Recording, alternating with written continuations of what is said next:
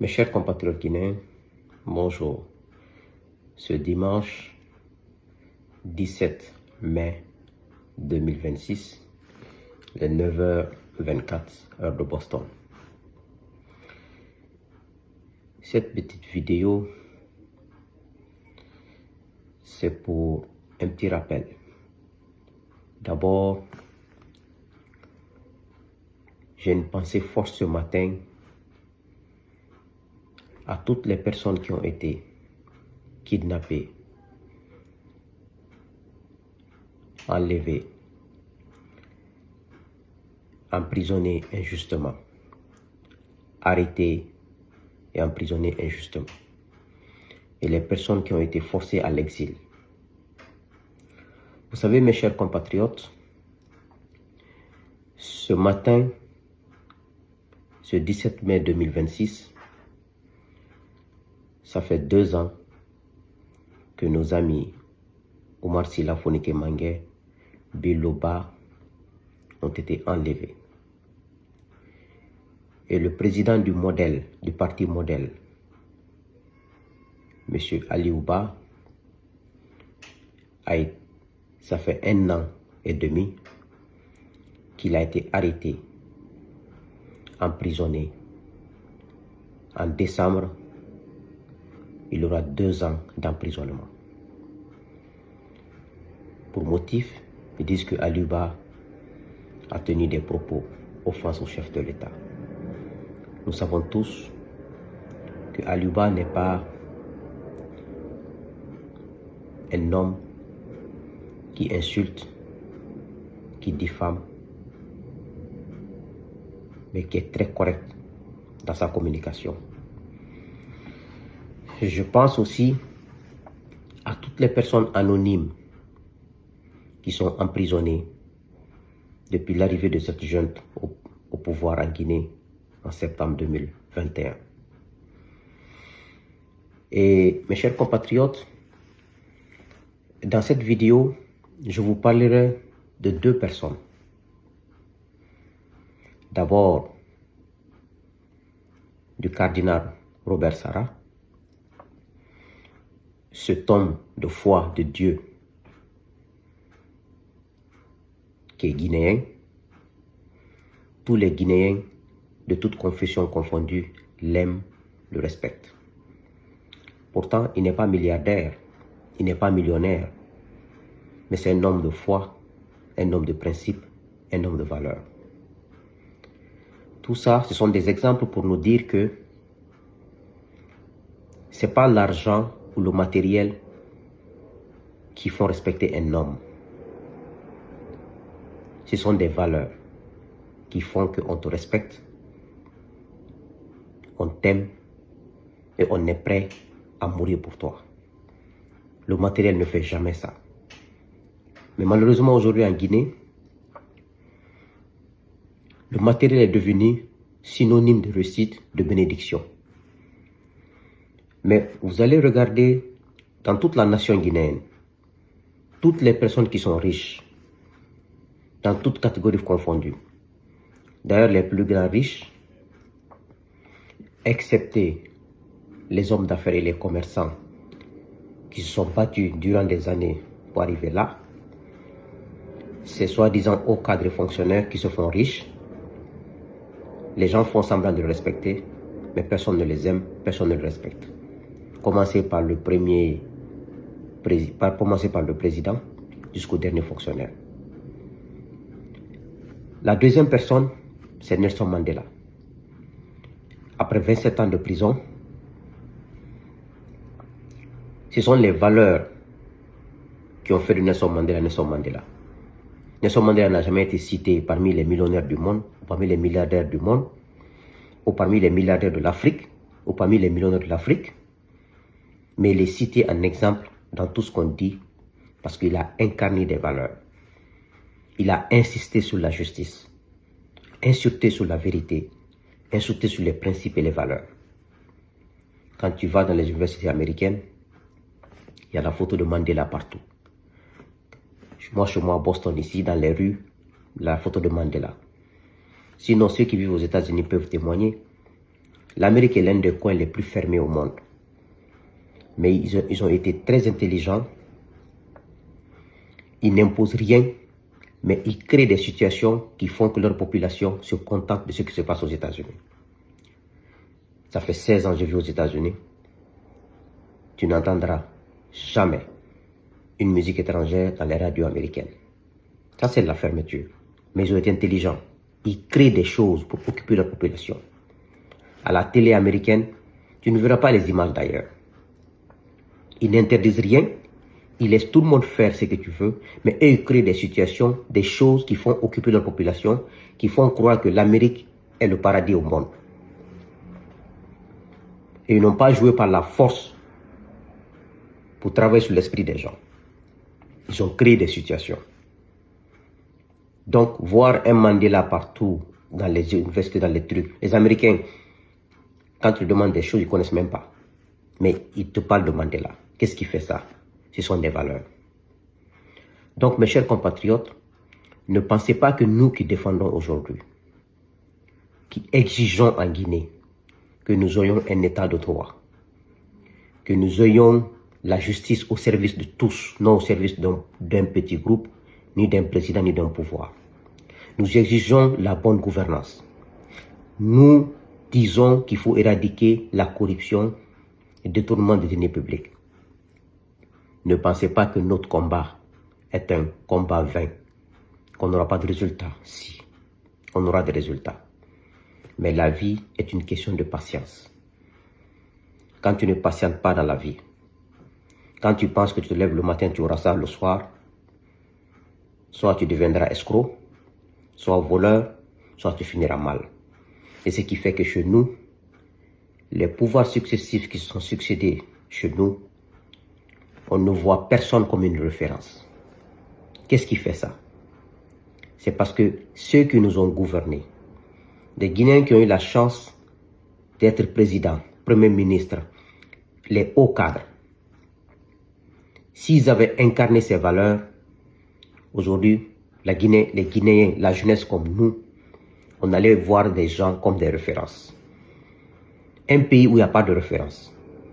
On peut dire que la seule personne de référence en Guinée, donc comme je l'ai dit, toutes les confessions religieuses et toutes ethnies confondues respectent et aiment, c'est le cardinal Robert Sarah. C'est dû à son comportement. C'est le comportement qui fait aimer un homme. Ce sont les valeurs qui font que tu as des adeptes.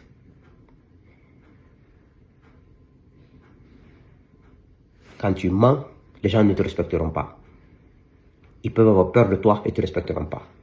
Quand tu triches, les gens ne te respecteront pas.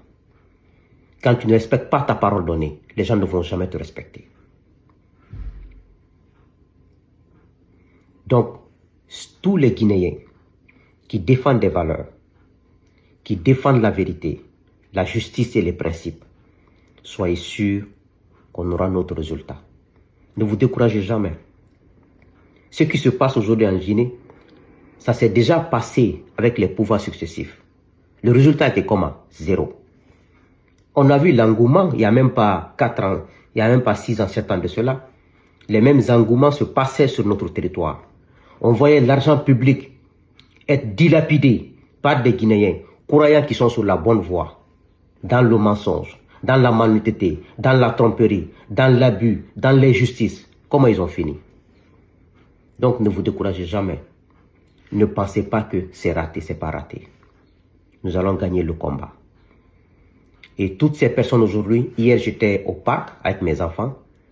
Quand je vais au parc avec mes enfants, quand il y a le soleil, je pense à Fonik et à Bilo.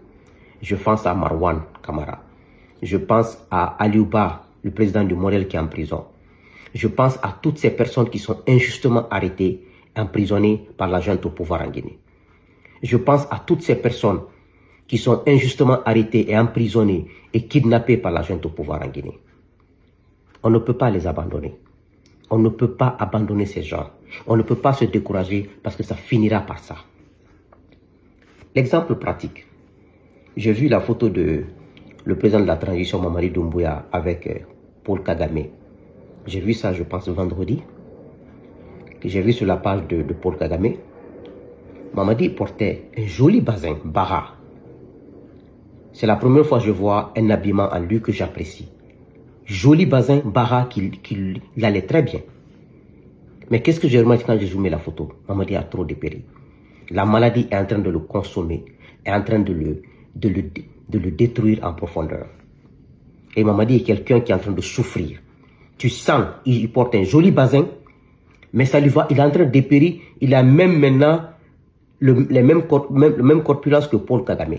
Parce que Paul Kagame, et leur ethnie, c'est comme ça, ils sont minces.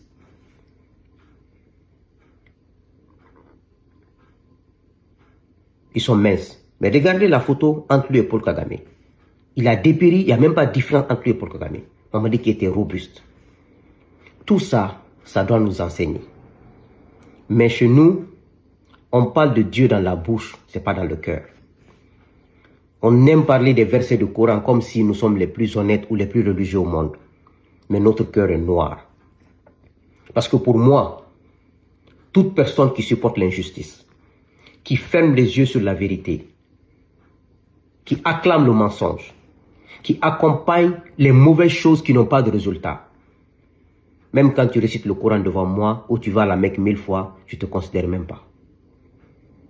Ou même quand tu vas à l'église, tu passes ton temps à prier à l'église, je ne te considère même pas. Moi, les hommes qui me séduisent, les hommes qui me font rêver, c'est ceux qui disent la vérité en tout lieu, en tout temps. Ceux qui refusent d'applaudir le mensonge et la manipulation dans le mauvais sens. Ceux qui ne s'assument pas, qui parlent sur la place publique comme je suis en train de vous parler là. Et au téléphone, ils détestent les autres ethnies, ils critiquent les autres ethnies. Moi, je ne respecte pas les hommes comme ça. C'est vrai que la sincérité, on n'aime pas les gens qui sont sincères en Afrique en général. En Guinée en particulier. Quand tu es sincère, tu es détesté. Quand tu dis la vérité, tu deviens une menace. Tu deviens un homme à abattre. C'est vrai que on considère ça en Guinée comme un défaut. Mais je vous rassure, soyez vous-même. Sachez une chose, la transition de Doumbouya tombera. D'une manière ou d'une autre. Ces gens-là paieront le prix de l'injustice qu'ils sont en train de s'aimer dans ce pays. Des détournements qu'ils sont en train de faire dans ce pays. Ils paieront ce prix. D'une manière ou d'une autre. Restons sereins. Restons justes. Restons courageux. Et restons déterminés. Ça finira par cette vérité. Leur pouvoir est fragile tous les jours que Dieu fait. Le pouvoir ne fait que se fragiliser. Ils font semblant de gouverner. Ils font semblant de bien faire. Ils pensent que nous, on va être trompés dans l'émotion, par des goudrons, par des immeubles, par des trucs. C'est pas ça une nation. Une nation, c'est pas seulement ce que tu construis. C'est le niveau d'éducation de ta population. Mais une nation qui se construit par hasard, une nation dont l'injustice est le socle, n'ira nulle part. Mais vous pensez aujourd'hui que nous sommes en train de parler pour parler. Si Dieu nous donne la santé et la longévité, ça se passera devant nous ici. Donc, toutes mes prières, mes pensées à ces personnes, enlevées et disparues, arrêtées injustement. Mais sachez une chose, qu'on va gagner ce combat. Et que les imposteurs au pouvoir en Guinée ne seront jamais, ne finiront dans l'honneur. La dernière fois, j'ai écouté une vidéo du petit frère Doumbouya qui disait, on m'a envoyé la vidéo, qu'il ne s'agit pas de vivre honorablement, qu'il s'agit de mourir honorablement. Quand tu ne vis pas dans l'honneur, comment peux-tu mourir dans l'honneur? Ce n'est pas possible. C'est quand tu vis dans l'honneur, dans la dignité, que tu meurs dans l'honneur. Parce que c'est un processus. Mais quand tu vis dans le déshonneur, quand tu vis dans la malhonnêteté, tu mourras dans le déshonneur. Il n'y a rien à dire. Donc, que Dieu bénisse la Guinée. Que Dieu vous bénisse. Et tenez bon. Défendons les valeurs. Défendons la justice. Défendons l'être humain. Ne défendons aucune ethnie dans ce pays, défendons l'être humain. Refusons l'injustice, même si c'est notre ennemi qui subit l'injustice, nous devons le dénoncer. Ça prendra le temps que ça prendra, mais nous allons gagner. Que Dieu fortifie la famille de toutes les personnes qui sont injustement arrêtées, emprisonnées et kidnappées en Guinée. Que Dieu libère ce pays et que Dieu nous amène désormais des dirigeants qui ont la crainte de Dieu, des dirigeants qui respectent leurs paroles données, des dirigeants qui ne volent pas l'argent public. L'argent public est sacré. Le bien public est sacré.